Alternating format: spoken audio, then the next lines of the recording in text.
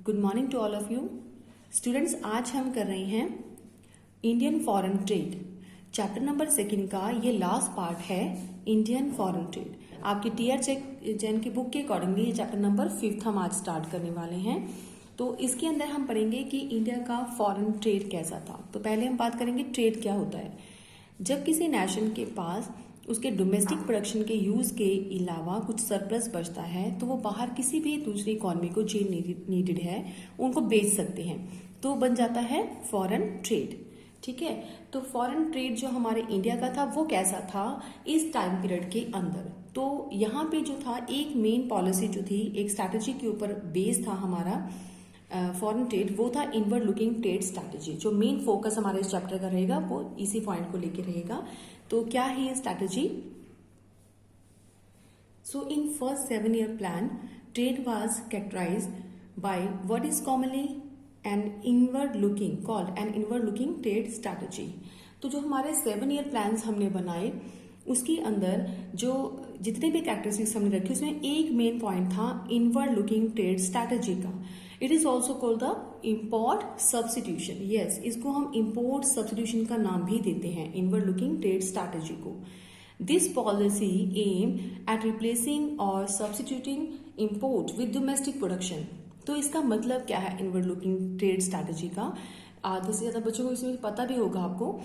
इसका मतलब ये है बेटे कि हम अपनी पॉलिसीज को बनाते हैं, उसका मेन एम हमने क्या रखा है इस पॉलिसी का कि जितना भी सामान हम बाहर की कंट्री से इंपोर्ट करते हैं, अब हम इंपोर्ट ना करके उसका कोई सब्स्टिट्यूट ढूंढ ले, कि हम ऑल्टरनेट ढूंढ ले कि हम अपनी ही इकोनॉमी के अंदर प्रोडक्शन करें। ठीक है, बजाय कि इंपोर्ट करने की हम क्या करें विद अ डोमेस्टिक प्रोडक्शन, हम अपनी ही इकोनॉमी के अंदर प्रोड्यूस करें। उसकी जगह पे हम रिप्लेस कर दें। इंपोर्ट की जगह पे क्या रिप्लेसमेंट होगी? Domestic production. तो इसी चीज को एम हमने लिया है इस पॉलिसी के अंदर, इसीलिए इसका नाम क्या है? Import substitution. यानी कि इंपोर्ट के बजाय उसका एक सब्स्टिट्यूट हमने फाइंड आउट कर लिया, वो क्या है? प्रोडक्शन खुद करो अपनी ही इकोनॉमी के अंदर, that is the domestic production. So for example, जैसे कि हम कुछ भी सामान अगर बाहर से मंगवा रहे हैं, फॉरेन से मंगवा रहे हैं, जैसे कुछ व्हीकल्स हम मंगवाते हैं, कुछ बड़ी मशीन हम बाहर से इंपोर्ट करवाते हैं। कहाँ से? फॉरेन से। ठीक है, तो अब हम क्या करते हैं कि अगर कुछ ऐसी इंडस्ट्रीज को हम इनकरेज करें कि ऐसा प्रोडक्शन हमने खुद ही अपनी कंट्री के अंदर प्रोडक्शन करना है। ठीक है, encourage the industry to produce that item in India itself. तो अगर इंडिया में ही इस तरह का माल हम प्रोड्यूस कर लेंगे, India produce that type of items. ठीक है, तो वो क्या कहलाता है बेटे? वो कहलाता है इंपोर्ट सब्स्टिट्यूशन कहलाना। यानी कि बाहर से ना व्हीकल्स मंगवा के हम क्या करें, उसको कुछ इंडस्ट्रीज को इनकरेज करें कि वो खुद ही ऐसा माल जो है वो प्रोड्यूस करें। इस तरह की मशीन्स जहाँ यूजफुल आइटम जो है वो हम इंडिया में ही प्रोड्यूस करें। ठीक है, in this policy the government protected the domestic industries from the foreign competition. इससे क्या होता है कि हमारी जो सरकार है, गवर्नमेंट है, वो प्रोटेक्ट करती है हमारे डोमेस्टिक इंडस्ट्रीज को। किसके कंपटीशन से? फॉरेन के कंपटीशन से हमारी डोमेस्टिक इंडस्ट्रीज को बचाती है। प्रोडक्शन जब हम करते हैं from the import two forms, तो हमें पता है कि 2 तरीके से हम प्रोडक्शन कर सकते हैं, प्रोटेक्शन कर सकते हैं, नॉट प्रोडक्शन। तो वो 2 फॉर्म क्या है उसकी अकॉर्डिंगली ये 2 फॉर्म हैं। एक तो है टैरिफ। ठीक है, तो एक तो टैरिफ हम लगा देंगे। नंबर 2 है कोटा। ये टैरिफ का मतलब क्या होता है? टैरिफ का मतलब होता है टैक्स लगाना। तो गवर्नमेंट ने क्या किया कि टैरिफ पॉलिसी जो थी वो स्टार्ट कर दी, टैक्स लगा दिया। टैक्स किसके ऊपर लगा दिया? जो भी हम गुड्स इंपोर्ट करवा रहे थे बाहर से, राइट? जो हम गुड्स इंपोर्ट करवा रहे थे उसके ऊपर गवर्नमेंट ने टैक्स लगा दिया, दैट इज द टैरिफ। इसको हम बोलते हैं टैरिफ।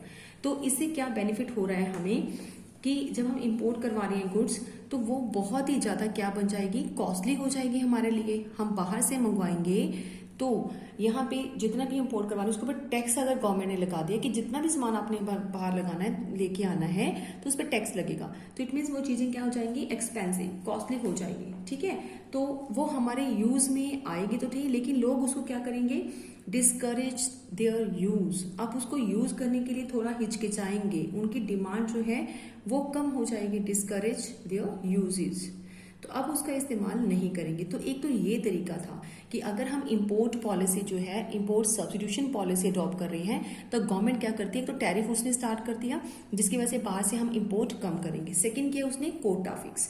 तो कोटा का मतलब क्या होता है कि जो क्वांटिटी उसने करी है, सेकंड क्या था, कोटा, नीचे हमने लिखा है क्या, कोटा फिक्स कर दिया।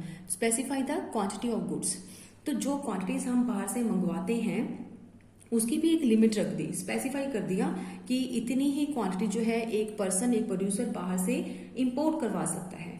तो ये जो इफेक्ट थे किस चीज के, टैरिफ के। ठीक है, और साथ में टैरिफ के अलावा और क्या किया था, कोटा फिक्स कर दिया था। तो इन दोनों का इफेक्ट का क्या इम्पैक्ट पड़ा हमारी इकोनॉमी के अंदर, द रिस्ट्रिक्ट इंपोर्ट, इन्होंने क्या कर दिया, रिस्ट्रिक्टली कर दिया इंपोर्ट को, यानी कि अब हर एक पर्सन बिल्कुल फ्रीली होके जो है इंपोर्ट नहीं करवा सकता था, क्योंकि उसके ऊपर क्या लग गया, गवर्नमेंट की 2 पॉलिसी जो थी वो लागू हो गई और उसमें अब रिस्ट्रिक्ट हो गया हमारा इंपोर्ट करना बाहर से। So protect the domestic firm from the foreign competition. इस तरीके से क्या हो सकता है, हमारी जो पॉलिसी है वो बन गई, जो हमारी इंपोर्ट पॉलिसी है, तो हम प्रोटेक्ट कर सके। ठीक है, अगर आपको क्वेश्चन आ जाए कि कैसे जो है गवर्नमेंट ने प्रोटेक्ट किया किसको, अपनी डोमेस्टिक फर्म्स को, कहां से बेटे, फॉरेन कंपटीशन के मुकाबले, फॉरेन कंपटीशन से कैसे बचाया, प्रोटेक्ट किया। तो हम ये 2 जवाब देंगे। 2 फॉर्म्स हैं, एक तो टैरिफ पॉलिसी उसने अप्लाई कर दिया, दूसरा कोटा फिक्स कर दिया। ठीक है, तो इस तरीके से, ताकि अब बाहर से हम इंपोर्ट ही कम करवाएं। तो अगर हम इंपोर्ट कम करवाएंगे, अच्छा ये चीज आपको क्लियर होनी चाहिए कि अगर हम इंपोर्ट कम करवा रहे हैं तो इससे हमारी जो इकोनॉमी के डोमेस्टिक इंडस्ट्री है वो कैसे प्रोटेक्ट होती है। बेटी जितना माल हम बाहर से कम मंगवा रहे हैं तो उतना ही माल की रिक्वायरमेंट तो है ही है, वो हमारी ही इकोनॉमी यानी कि डोमेस्टिक इकोनॉमी से हम अब यूज करेंगे, बाहर से उतना नहीं मंगवाएंगे क्योंकि वो कॉस्टली पड़ता है। तो कहाँ से जाएगा वो सारा जो यूज है, वो हमारी फर्मों से ही यूज होगा अब प्रोडक्शन। तो अगर हमारी फर्मों से मिलेगा तो हमारी फर्में ज्यादा मार्केट में आगे करेंगी, आगे जाएंगी, ठीक है, ग्रो करेंगे, डेवलप होंगी, तो हमारी डोमेस्टिक इंडस्ट्री से जो पहले सामान नहीं खरीदते थे वो खरीदते हैं, क्लियर, तो वो बचा सके, right. The policy of protection is based on the notion that industries of developing countries are not in the position to compete against the goods produced by more developed economies।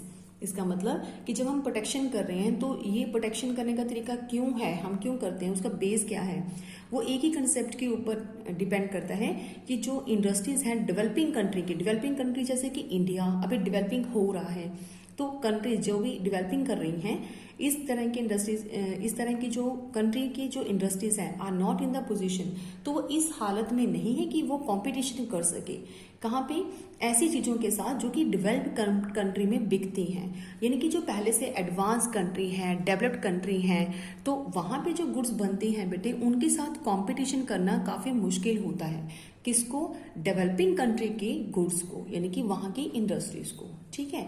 तो इसी को ध्यान में रखते हुए यहाँ पे जो हमारी गवर्नमेंट है उसने प्रोटेक्शन करनी शुरू कर दी, किसकी, अपनी कंट्री की इंडस्ट्रीज की। तो इंडस्ट्रीज को प्रोटेक्ट करने के तरीके क्या थे, 2, टैरिफ और कोटा, ताकि हमारी कंट्री का जो प्रोडक्शन है वो बाहर जाके क्या हो जाए, उस पर डिनाई ना हो, कि हर चीज के लिए उसको मना ना किया जाए, क्योंकि वो उसमें कॉम्पिटिशन में अभी नहीं आ रही है, ठीक है। लेकिन इसका मतलब ये भी नहीं है कि कंपटीशन में कभी आ ही नहीं सकता हमारा प्रोडक्शन, तो ये हम एज्यूम करके चल पड़ते हैं कि ऐसा नहीं है कि आएगा नहीं। एज्यूम क्या किया कि जो डोमेस्टिक इंडस्ट्रीज है are protected, they will learn to compete in the course of time, ठीक है, कम्पीट कर सकती है, कब, for a long time, after a long time, ठीक है, in the course of time का मतलब कि वो आगे चल के आने वाले टाइम में उनके साथ कम्पीट कर सकती है, ठीक है। तो ये हम अज्यूम करके चलते हैं माइंड में, हमेशा यही नहीं रखेंगे कि अपनी जो इंडस्ट्रीज है उनको हम प्रोटेक्ट ही करते रहेंगे, क्लियर स्टूडेंट्स? तो अगर आपको इनवर्ड लुकिंग का आपको कंसेप्ट आता है तो आप ये सारा शो करोगे कि उस टाइम की जो स्ट्रैटेजी थी वो इनवर्ड लुकिंग ज्यादा थी और उसमें ये पॉलिसी हमने बनाई कि उनको बचाना है, राइट? नेक्स्ट पॉइंट है, अब पॉइंट है कि effect of policies on industrial development. तो ये जो हमने अभी इनवर्ड लुकिंग ट्रेड स्ट्रैटेजी के अंदर पढ़ा था कि अपनी इंडस्ट्रीज को प्रोटेक्ट कर रहा था इंडिया, तो उसके इफेक्ट पड़े, इफेक्ट ऑफ द पॉलिसीज जो भी बनाई उसका इंडस्ट्रियल डेवलपमेंट पे क्या इफेक्ट पड़ा। तो इंडस्ट्रियल डेवलपमेंट पे इफेक्ट हमें देखने को मिला, ये अचीवमेंट हमें मिली। इंडस्ट्रियल सेक्टर के अंदर क्या हुआ, 7 ईयर प्लान का ये इफेक्ट पड़ा पहला तो कि प्रोपोर्शंस ऑफ जीडीपी कंट्रीब्यूशन, पहले जो इंडस्ट्रीज का कंट्रीब्यूशन कम था हमारी इंडस्ट्रीज के अंदर, तो अब वो क्या हो गया, डाउन से क्या हो गया, अप हो गया, यानी कि जीडीपी का जो कंट्रीब्यूशन था वो इंक्रीज हो गया। कंट्रीब्यूशन ऑफ जीडीपी इन कौन से सेक्टर के अंदर, इंडस्ट्रियलाइज सेक्टर के अंदर, तो वो ज्यादा देखने को मिल गया। किसकी वजह से, सिर्फ पॉलिसीज की वजह से, ठीक है। तो जीडीपी को अगर हम चेकआउट करें तो 1951 के अंदर जो हमारा कंट्रीब्यूशन था इंडस्ट्रियल सेक्टर से वो नियर अबाउट 11.8% हमें वहां से कंट्रीब्यूशन हो रहा था, ठीक है। तो industrial sector increase in period from the this one to the up to the period of 1991, तो कितना इंक्रीजमेंट दिखाया, जैसे 11.8% हमारा 50 to 51 ईयर के अंदर हम कंट्रीब्यूशन दे रहे थे जीडीपी का, उसके अलावा अब ये इंक्रीज हो गया, 24.6% बढ़ गया। कौन से ईयर में, यहाँ तक इतने सालों में 40 ईयर्स के नियर अबाउट अगर हम चेकआउट करते हैं तो इट मीन्स कि हमारा जो था ये फैक्ट पड़ा इनवर्ड लुकिंग ट्रेड स्ट्रैटेजी का कि हमारा जीडीपी जो है वो ज्यादा होने लग गया। नेक्स्ट है, इसका क्या इम्पैक्ट पड़ा, डाइवर्सिफाइड इंडस्ट्रीज। यस, हमारे को अलग अलग तरह का माल प्रोडक्शन करने के लिए इंडस्ट्रीज जो थी वो मिल गई, यानी कि डिवर्सिफाइड इंडस्ट्री, एक इंडस्ट्री अलग अलग तरह का माल जो बनाती है, प्रोडक्शन करती है, उसको बोलते हैं डिवर्सिफाइड इंडस्ट्रीज, एक से ज्यादा तरह के आइटम बनाना। तो no longer was Indian industry restricted largely to the cotton textile and jute, लेकिन अब लंबे टाइम तक हमारी जो इंडियन इंडस्ट्रीज हैं वो रिस्ट्रिक्टेड नहीं रही, बंद ही नहीं रही, सिर्फ कि उन्होंने टेक्सटाइल कॉटन टेक्सटाइल का ही काम करना है, जूट ही बनाना है, इससे रिस्ट्रिक्शन से बाहर आ गया। In fact the industrial sector become well diversified by 1990, तो इस साल तक हमारा जो इंडिया था वो वेल डिवर्सिफाइड जो था वो माना गया because of the role of public sector, क्योंकि पब्लिक सेक्टर ने अपना रोल जो था वो निभाया था। काफी कंट्रीब्यूशन किसका था, इंडस्ट्रीज को सेटअप करने का हमारा पब्लिक सेक्टर का, ये हमने लास्ट लेक्चर के अंदर भी थोड़ा सा डिस्कस किया था, राइट स्टूडेंट।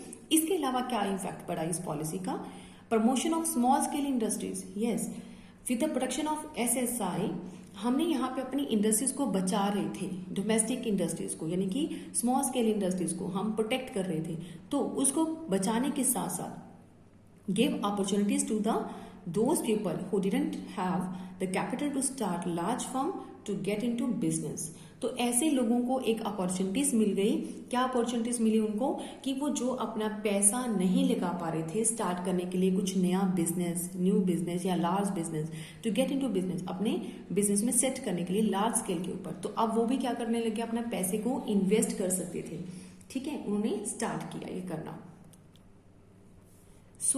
ये हमारी प्रोडक्शन का ये बेनिफिट हमें देखने को मिला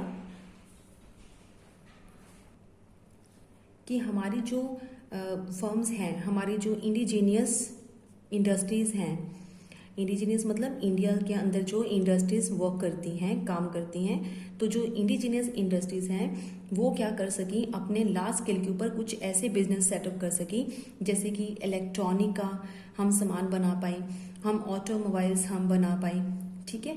तो इस तरह के सेक्टर्स जो थे हमारे सेटअप हो गए इंडिया के अंदर। ये किसकी वजह से हुआ कि हमारा जो प्रोटेक्शन हमने करी थी स्मॉल स्केल इंडस्ट्री से, उससे लोगों को थोड़ा सा कैपेबिलिटी उनके अंदर आई, या वो इनकरेजमेंट मिली कि अपना पैसा जो है वो इन्वेस्ट कर सकते हैं इंडिया में बिजनेस के अंदर, लार्ज फॉर्म के अंदर, और उसी के अकॉर्डिंगली हमारे जो इंडस्ट्रीज हैं वो इलेक्ट्रॉनिक और ऑटोमोबाइल सेक्टर जो थे वो इसके काम आने लग गए, यानी कि वो प्रोडक्शन हमारे इंडिया के अंदर होने लगी।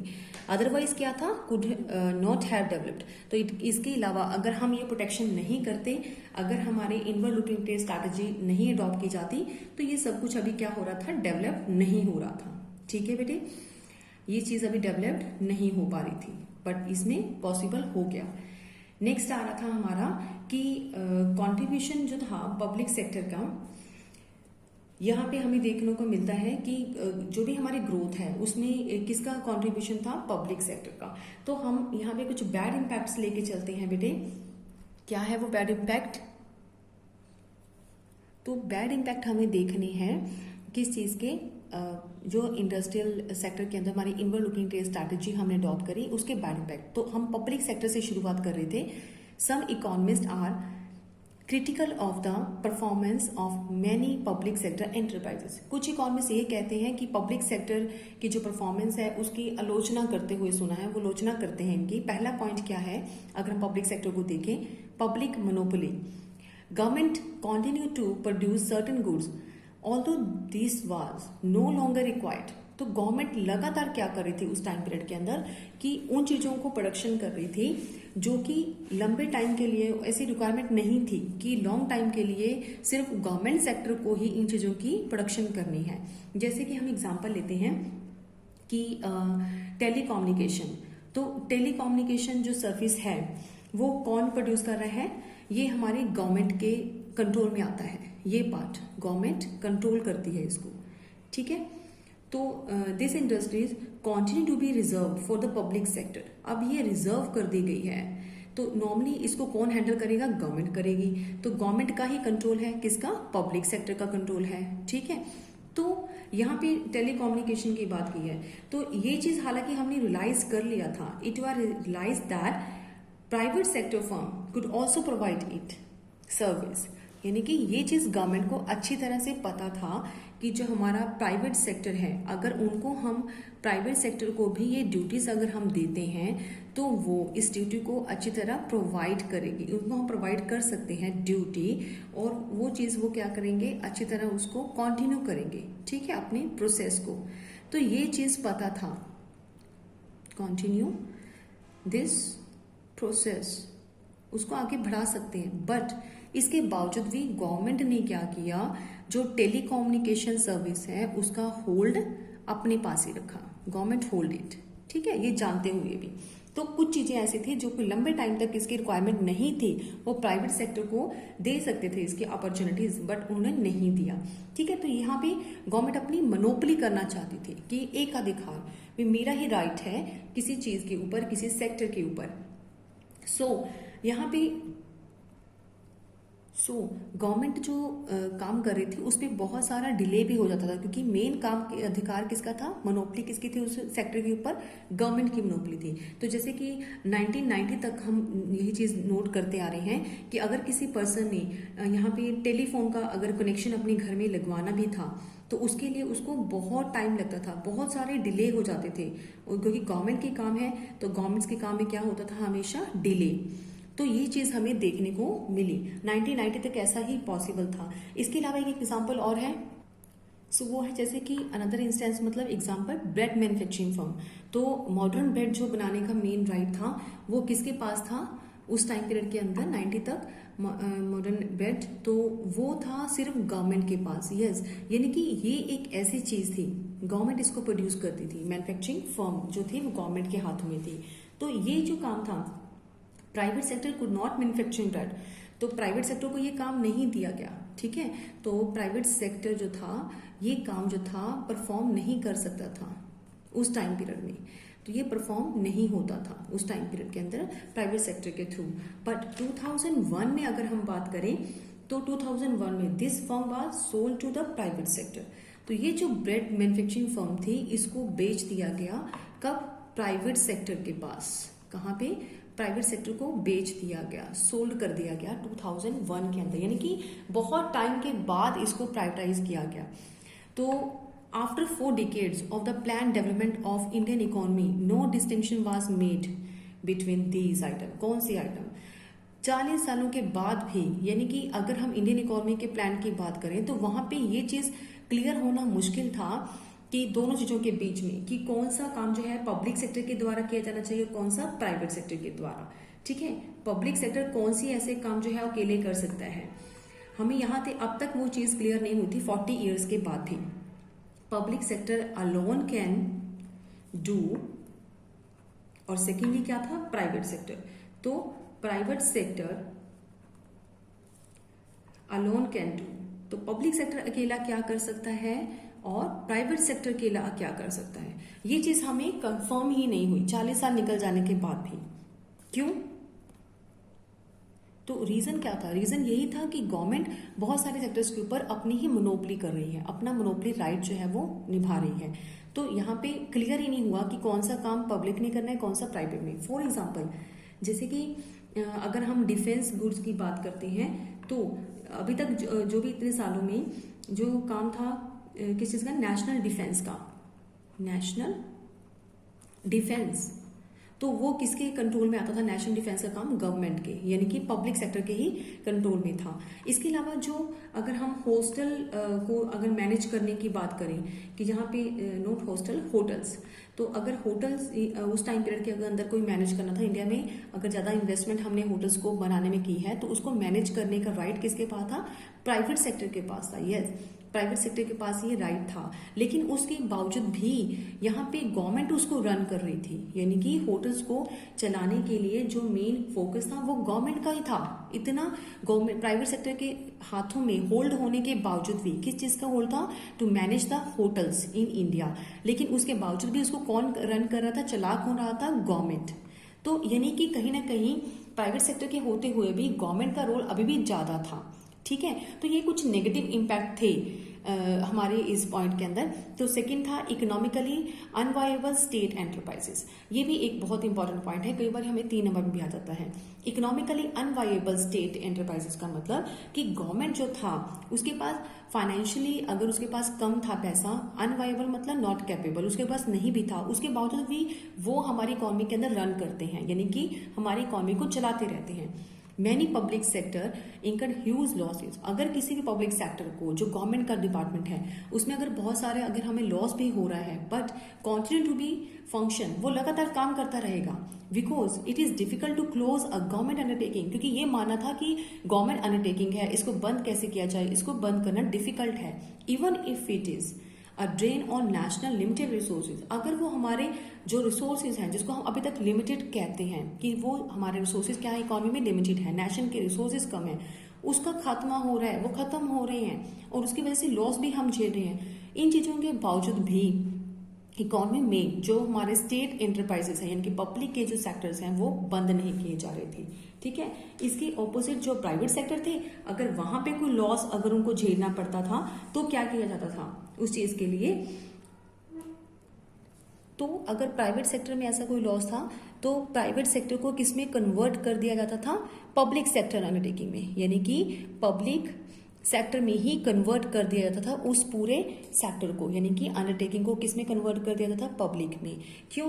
क्योंकि however a loss making private firm will not waste resources, ताकि जो प्राइवेट फर्म था वो हमारे रिसोर्सेज को वेस्ट ना करे, रिसोर्सेज को वेस्ट न करें। ठीक है, तो रिसोर्सेज वेस्ट होने से बचने के लिए क्या किया जाता था? प्राइवेट को पब्लिक में ही कन्वर्ट कर दिया जाता था। हालांकि सारे प्राइवेट सेक्टर जो है प्रॉफिट नहीं कमाते, तो उनको भी लॉस होता है, बट उसकी जगह पे जो हमारा अनवायबल अगर वो होते थे तो वो चेंज कर दिए जाते हैं। तो ये कुछ थे हमारे बैड इम्पैक्ट। नेक्स्ट पॉइंट क्या है कि negative impact of Indian policies 1950 to 1990। ये भी बहुत इंपॉर्टेंट पॉइंट है कि अगर कुछ नेगेटिव इम्पैक्ट बताने हैं आपको कि हमारी जो पॉलिसी 1950 से लेकर 90 तक हमारे 7 ईयर प्लान बने हैं बेटे। तो 7 ईयर प्लान जो थे उसमें क्या क्या खामियां हमें देखने को मिली, वो यहाँ पे है मिस यूज ऑफ लाइसेंस। हमने यहाँ पे लाइसेंस का टॉपिक पढ़ा हुआ है लास्ट लेक्चर में कि अगर कोई इंडस्ट्री यहाँ पे सेटअप होनी है तो लाइसेंस इश्यू करवाना पड़ता है उनको। तो a licence to start industry was misuse. तो किसी भी अगर एंटरप्राइजेस को लाइसेंस इश्यू कराना तो उसका भी मिस यूज कर लिया जाता था यहाँ पे, किसके द्वारा? बाय द इंडस्ट्रियल हाउसेस के द्वारा। कौन कौन से थे वो? अब बिग इंडस्ट्रियलिस्ट या तो बड़े जो उद्योगपति थे, इंडस्ट्रियलिस्ट थे, उनके द्वारा इसका मिस यूज किया जाता था। कैसे? Would get a license not for the starting a new firm. तो वो कभी लाइसेंस को इस तरीके से नहीं मांगते थे या इस तरीके के लिए डिमांड नहीं करते थे कि उन्होंने नई फर्म जो है ओपन करनी है, ये उनका मोटिव नहीं था। बट वो किस चीज के लिए लाइसेंस मांग रहे थे? But to prevent competitors from starting new firm. तो वो सिर्फ कंपटीशन से बचने के लिए, yes, prevent themselves from the competition of the market। अपने आप को मार्केट के कंपटीशन से बचाना चाहते थे कि कोई सामने वाला राइवल फर्म पहले से कोई नई फर्म ना बना ले, कोई न्यू फर्म ना ओपन कर दे, उससे पहले यही डिमांड करना शुरू कर देते थे खुद प्रोड्यूसर्स। किस चीज के लिए? लाइसेंस के लिए। ठीक है, तो ये एक नेगेटिव था इम्पैक्ट। सेकेंड पॉइंट है इसी का कि जो permit license raj not become the industrial efficient. तो इसीलिए जो परमिट लाइसेंस हम इशू करते थे नई इंडस्ट्रीज खोलने के लिए, वो कभी भी इंडस्ट्रियल इसके लिए उनको एफिशिएंट नहीं होने दिया। क्यों? More time was spent by the industrialist in trying to obtain license. तो ज्यादातर जो लाइसेंस वो मांगते थे इंडस्ट्रियलिस्ट, वो किस लिए मांगते थे? स्पेंड ज्यादातर वो खर्चा करते थे by the industrialist in trying to obtain license rather than on the thinking about how to improve their product. अपनी चीजों को इम्प्रूव कैसे करना है, इस चीज को नहीं वो फोकस कर रहे थे।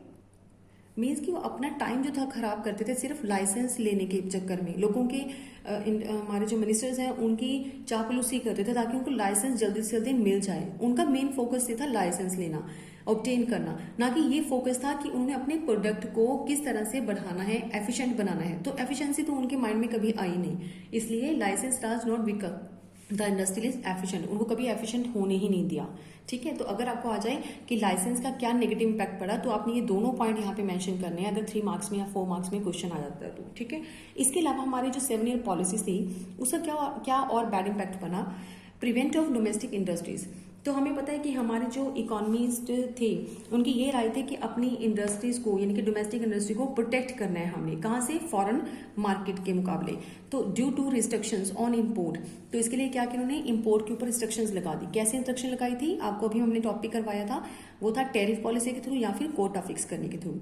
तो restrictions on import, consumer had to purchase whatever the Indian product produce. तो यहाँ पे अब ये हो गया कि अब बाहर से तो हमने इंपोर्ट करवाना नहीं है, तो कंज्यूमर क्या परचेज करेगा? वही चीज परचेज करेगा जो हमारे इंडियन प्रोड्यूसर्स उनको प्रोड्यूस करके देंगे। ठीक है, जो उन्होंने बना दिया वही हमारे इंडियंस को परचेज करना पड़ेगा। तो ये रिस्ट्रिक्शंस होगी उनके पास कि वही चीज खरीदनी है, क्योंकि बाहर से तो इंपोर्ट कुछ आने वाला नहीं है। तो इस तरह से प्रिवेंट ऑफ डोमेस्टिक इंडस्ट्रीज के चक्कर में कंज्यूमर क्या हुआ? एक बाउंड हो गया चीजों को खरीदने के लिए, चाहे वो गुड है चाहे वो बैड क्वालिटी की है।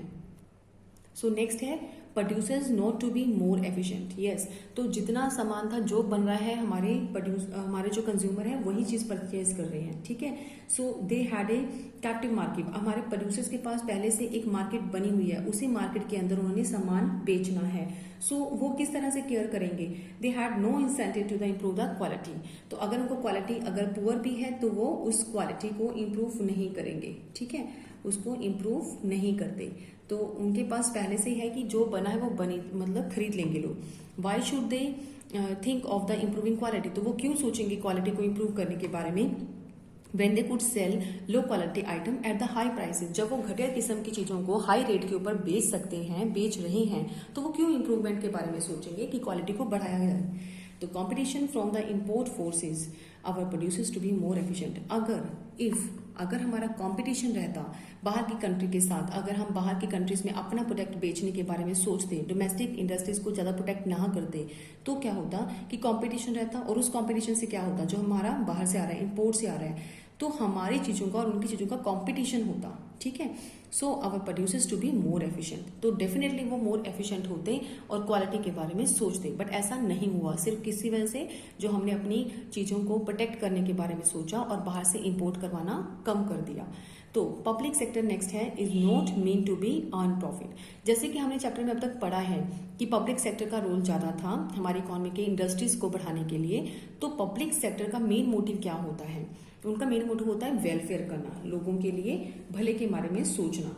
ठीक है, सो इकोनॉमिस्ट की थिंकिंग क्या कहती है? इकोनॉमिस्ट ये कहते हैं कि जो पब्लिक सेक्टर है is not the mean for earning profit. तो उनका मेन मोटिव प्रॉफिट करना नहीं है, but to promote the welfare to the society, to the nation. अपनी नेशन को क्या करना है? वेलफेयर देना है। सो जब भी कभी इवेल्युएशन करने की बात आए, इकोनॉमिस्ट ये कहते हैं कि विच दे कॉन्ट्रीब्यूट। तो इवेल्यूट कैसे करना है पब्लिक सेक्टर को? अगर हमें उसको जजमेंट करने की बारी आए तो ध्यान में ये रखना है which they contribute to the welfare, कि वो हमारी सोसाइटी के लिए क्या कर रहे हैं, वेलफेयर के लिए क्या कर रहे हैं, ये हमें देखना है, ना कि ये देखना है note on the profit they earn. हमें यहाँ पे ये चेक नहीं करना कि प्रॉफिट कितना कमाया है, तो हमें क्या देखना है, वेलफेयर कितना हुआ है। ठीक है, ये भी कुछ हमारा कन्फ्लिक्ट का एक पॉइंट था कि ये वाद विवाद इकोनॉमिस्ट के उस टाइम होते थे कि प्रॉफिट अर्न करने को मोटिव नहीं करना, वेलफेयर को करना है, इसलिए हमने इसका नेगेटिव पॉइंट में रखा है। नेक्स्ट है protection from the foreign competition. Yes, अभी तक हम बार बार वही बात कर रहे हैं कि हमारी इकोनॉमी के डोमेस्टिक इंडस्ट्रीज को बाहर की कंपटीशन से बचाने की कोशिश की जाती थी। तो कुछ इकोनॉमिस्ट क्या कहते हैं, they said that, they hold that we should protect our producers from the foreign competition as long as the rich nation continue to do so. तो हम तब तक अपनी कंट्री के अंदर ये चीज कॉन्टिन्यू रखेंगे जब तक एक बड़ी जो हमारे रिच नेशंस हैं वो भी ऐसा कर रहे हैं, जब तक वो ऐसा करते रहेंगे, rich nations continue to do so, अगर वो ऐसा करते रहेंगे तब तक हम भी वही चीज करेंगे, अपनी कंट्री के प्रोड्यूसर्स को क्या करेंगे, प्रोटेक्ट करेंगे, किससे, फॉरेन कंपटीशन से। तो ये भी एक नेगेटिव पॉइंट है कि अगर हम जितना ज्यादा बचाएंगे तो हमारी कंट्री जो ग्रोथ है वो नहीं हो पाएगी, यानी कि हम ग्लोबलाइज नहीं हो पाएंगे, इंटरनेशनल वे तक हम अपनी इंडस्ट्रीज को आगे नहीं लेके जा सकते हैं। ठीक है, तो ये क्या थे, सारे हमारे नेगेटिव इम्पैक्ट थे। उस टाइम के जो 7 ईयर प्लान हमने लॉन्च किए थे उसमें काफी खामियां थी। अगर कंसेप्ट आपको आ जाए तो ये पूरे चैप्टर में से ब्रीफली हमने पॉइंट निकाल के लिखे हैं कि ये उस पॉलिसी के 1950 से 1990 के बीच में जो नेगेटिव इम्पैक्ट हमें देखने को मिले वो इस सारे हैं। कभी हमारे पास उस पॉलिसी रिलेटेड क्वेश्चंस आ जाते हैं 40 ईयर्स के अंदर जो हमारी पॉलिसीज बनी 7 ईयर प्लान की। ठीक है, तो ये था हमारा टॉपिक।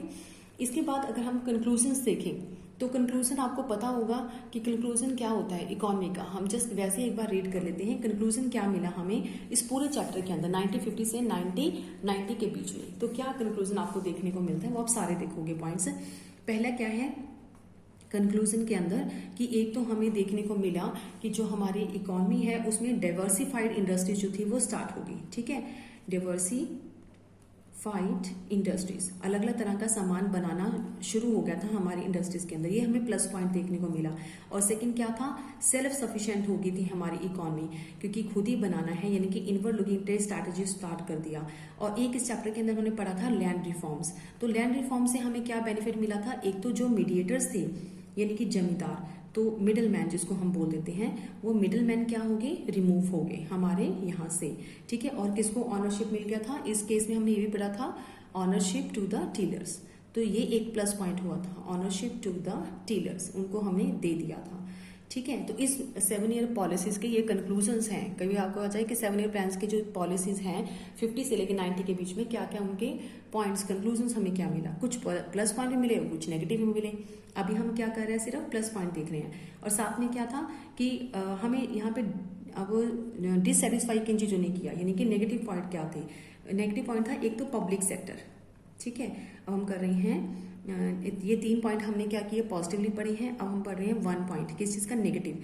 एक तो पब्लिक सेक्टर का ही रोल ज्यादा था, उससे क्या होगा हमारी इकोनॉमी के अंदर जो प्राइवेट सेक्टर था उनको ज्यादा आगे नहीं आने दिया।